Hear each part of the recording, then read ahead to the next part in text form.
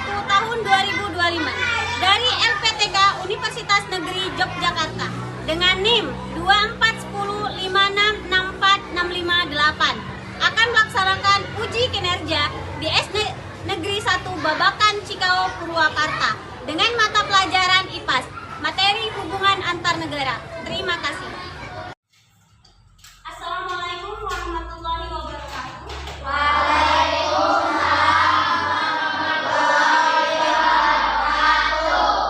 Sebelum mulai pembelajaran, kita berdoa dulu dipimpin oleh ketua kelasnya. Silakan. Sikap berdoa mulai.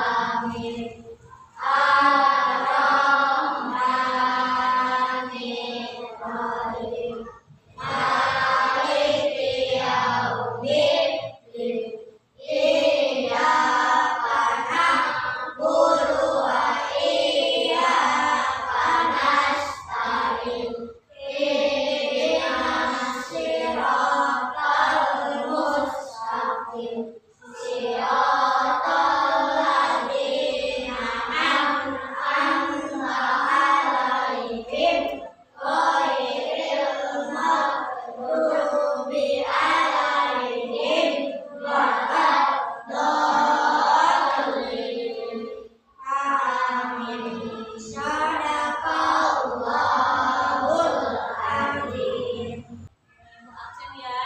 Adila Hasna Azara. Akar Ahmad Noval. Alfian Rizky Muntaha. Alifa Adaria. Anif Dita Keisa. Aldi Saiful Mahdi. Barik Fidaroyun Harman. Dona Penka.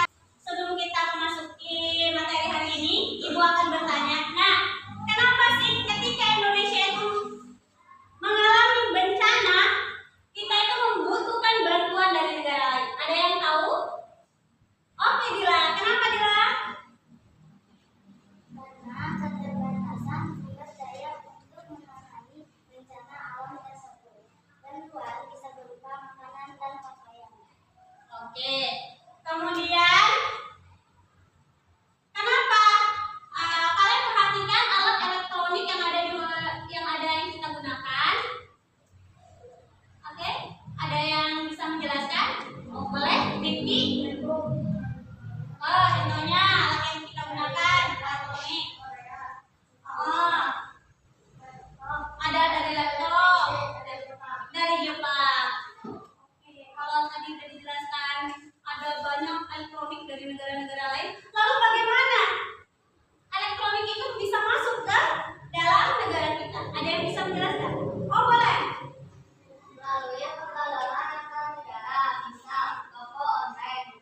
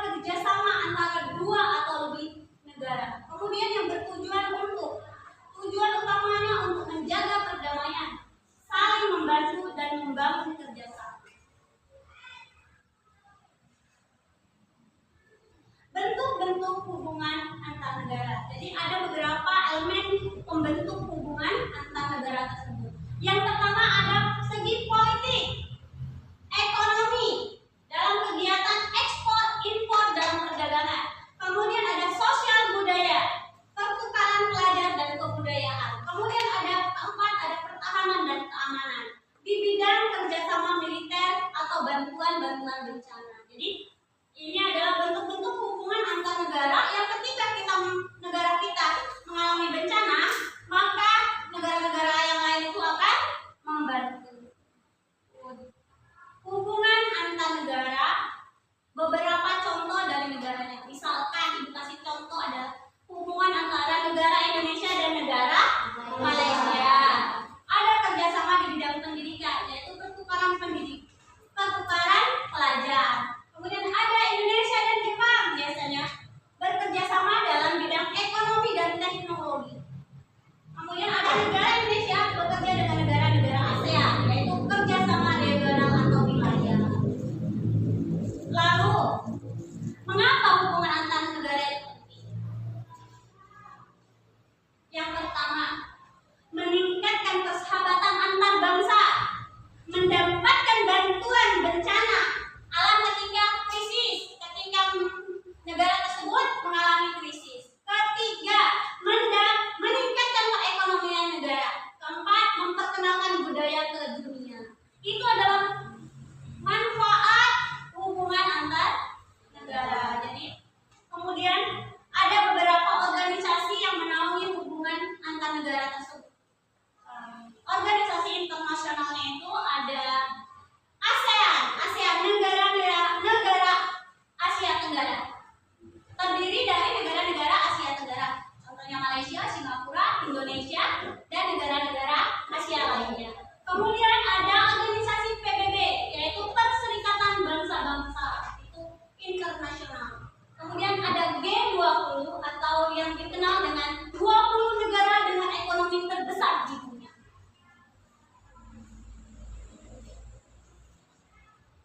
Lanjut, bagaimana peran Indonesia di mata internasional? Peran Indonesia di mata internasional. Sama apa perannya? Pertama, aktif menjaga perdamaian, misalnya mengirim pasukan ke PBB. Kemudian menjadi tuan rumah internasional, pertemuan internasional. Kemudian mengirimkan bantuan kemanusiaan ke negara lain. Contoh bantuannya bisa bantuan pakaian, kemudian ada makanan ke negara-negara yang sedang konflik atau bencana. Kemudian ada pertemuan internasional, bisa juga kita contohkan SEA Games. Itu adalah salah satu organisasi yang ada di hubungan antar negara tersebut. Kemudian yang terakhir materi dari Ibu, hubungan antar negara itu penting untuk menjaga perdamaian dan kemajuan. Kemudian Indonesia aktif dalam berbagai kerjasama internasional. Kita sebagai warga negara juga harus mencintai bangsa dan menghormati negara lain. Masyarakat dunia. Topik yang akan kita bahas adalah topik A, yaitu tentang hubungan antar negara. Materi dalam video ini sudah berdasarkan kurikulum Merdeka. Ayo kita mulai pembelajarannya. Kenapa setiap negara perlu bekerja sama dengan negara lain di dunia? Hal ini dikarenakan setiap negara memiliki sumber daya alam dan manusia yang berbeda. Perbedaan ini kemudian mendorong setiap negara untuk bekerja sama, yang kemudian mengakibatkan terjadinya globalisasi. Apa itu globalisasi? Globalisasi secara bahasa terdiri dari dua kata, yaitu global yang berarti seluruh dunia dan sasi yang berarti proses perubahan. Secara lengkapnya, globalisasi berarti perubahan yang terjadi meliputi seluruh dunia. Dalam globalisasi, setiap penduduk di suatu negara saling terhubung dengan penduduk dari negara lain dalam satu komunitas dunia. Dan setiap perubahan di suatu wilayah dunia akan mempengaruhi wilayah-wilayah di belahan bumi lainnya. Penyebab terjadinya globalisasi. Globalisasi tidak terjadi dengan sendirinya. Ada beberapa faktor yang menyebabkan terjadinya globalisasi, beberapa di antaranya adalah 1. Perkembangan teknologi informasi dan komunikasi. Hal ini terjadi karena proses pertukaran informasi saat ini semakin mudah tanpa mengenal jarak geografis. 2. Kehadiran perusahaan multinasional. Ada banyak perusahaan di dunia yang beroperasi di banyak negara. Misalnya perusahaan otomotif yang membuat part di suatu negara dan merakitnya di Indonesia. Dan perusahaan tersebut juga memiliki banyak kantor pemasaran di banyak negara di dunia. 3. Kemudahan sarana transportasi. Saat ini transportasi antar negara dan antar benua menjadi semakin mudah. Hal ini juga menyebabkan distribusi barang dan jasa dari suatu negara ke negara lain menjadi lebih gampang. Globalisasi di berbagai bidang. 1. Bidang ekonomi. Dalam globalisasi ekonomi terjadi persaingan bebas melalui mekanisme pasar bebas yang berlaku internasional. Hal ini dimulai dengan perubahan mekanisme pertukaran barang dan jasa yang membuat ekonomi setiap negara jadi terintegrasi dalam sistem ekonomi global. 2. Bidang politik. Globalisasi meningkatkan hubungan diplomatik antar negara yang kemudian membentuk sistem politik di suatu negara. Sebagai contoh, di Indonesia kini terdapat instansi baru seperti Mahkamah Konstitusi dan Dewan Perwakilan Daerah. Ini dikarenakan negara kita terbuka untuk mempelajari dan menerapkan sistem ketatanegaraan yang lebih baik. 3. Bidang budaya. Globalisasi juga mempengaruhi budaya suatu bangsa karena banyak faktor seperti perpindahan penduduk antar negara, beasiswa pertukaran pelajaran, dan lainnya. Penduduk yang datang ke suatu negara akan membawa budaya dari negara asalnya. Contoh lainnya juga saat ini mode atau fashion akan sangat cepat menjadi populer menyebar ke seluruh dunia. Perdagangan antar negara. Ada dua macam istilah yang dikenal dalam perdagangan antar negara, yaitu ekspor dan impor. Ekspor adalah penjualan atau pengiriman barang dari dalam negeri ke luar negeri. Contoh, Indonesia mengekspor kopi, udang, minyak, dan kakao ke China. Sedangkan impor adalah pembelian atau pengiriman barang dari luar negeri ke dalam negeri. Contoh seperti yang terlihat pada gambar, Indonesia mengimpor barang elektronik, sepatu, pakaian, dan kendaraan bermotor dari China. Dampak positif globalisasi. Beberapa dampak positif dari globalisasi adalah semakin dinamisnya sistem komunikasi dan transportasi manusia, menambah jumlah lapangan pekerjaan, meningkatkan toleransi dan empati antar penduduk dunia, sistem politik yang banyak dianut negara lain, memperkaya budaya bangsa. Dampak negatif globalisasi. Meski memiliki banyak dampak positif, tak dapat dipungkiri ada dampak negatif di berbagai bidang yang mengintai dengan adanya globalisasi. Beberapa contoh dampak negatif globalisasi diantaranya: 1. Bidang kesehatan. Meningkatnya pencemaran lingkungan, polusi udara dari pabrik, dan penyebaran penyakit adalah contoh dampak negatif globalisasi di bidang kesehatan.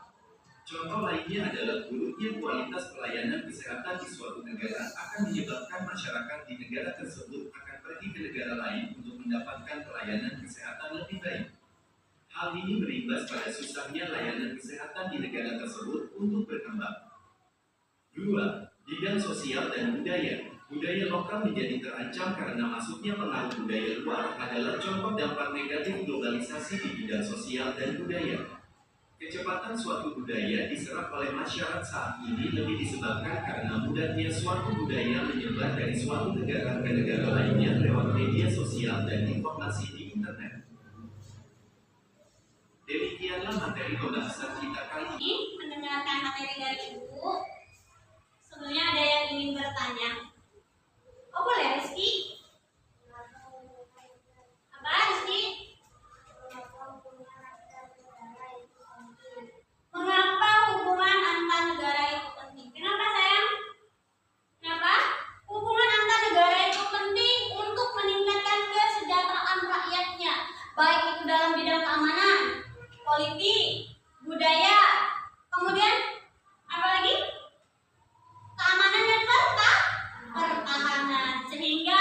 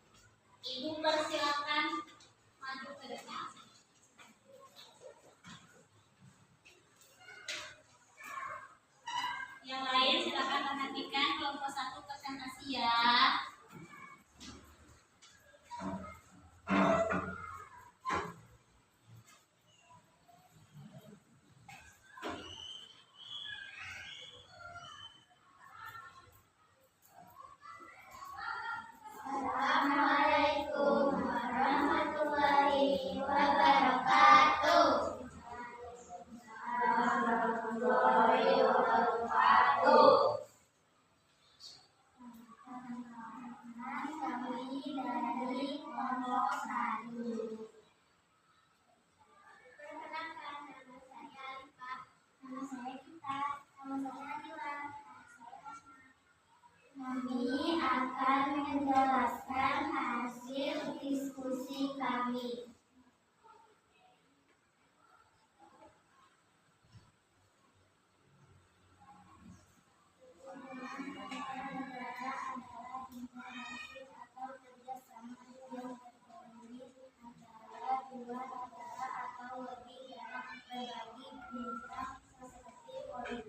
Ekonomi, sosial, budaya, dan pertahanan demi kepentingan bersama.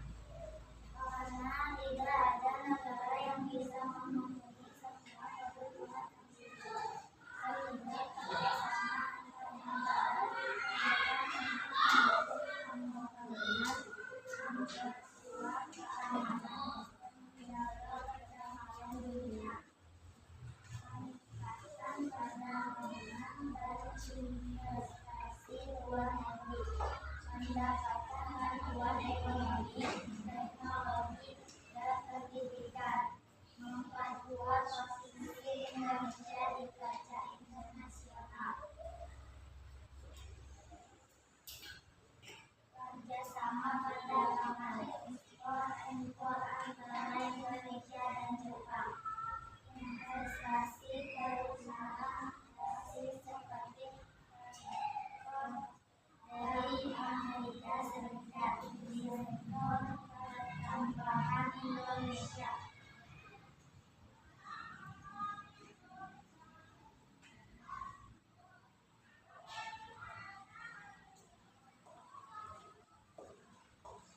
Lanjut. Udah? Lanjut.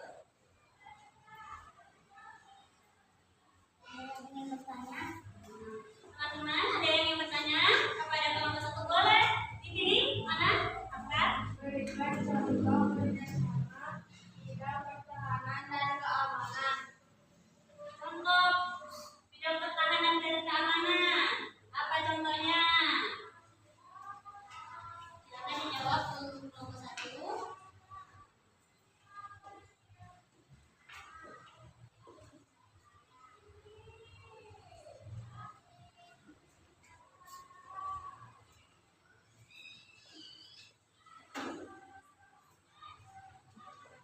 Kerjasama di politik antara Indonesia dan Australia dalam forum bilateral. Indonesia berpartisipasi dalam KTT G20 untuk membahas isu global bersama negara-negara lain.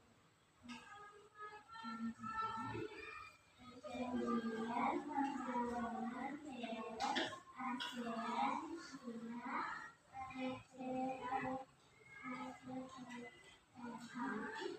kerjasama ekspor impor antara Indonesia dan Jepang dalam bidang otomotif dan